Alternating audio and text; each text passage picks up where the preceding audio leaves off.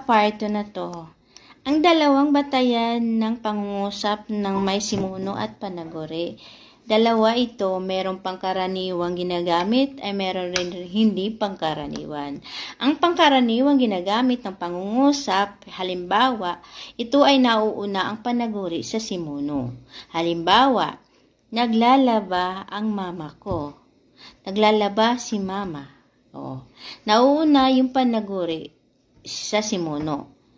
Ang panaguri kasi siya yung nagdi-describe doon sa subject. Kaya, ang subject doon is yung mama. Then, ang di pangkaraniwan ay yung nauna ang simuno sa panaguri.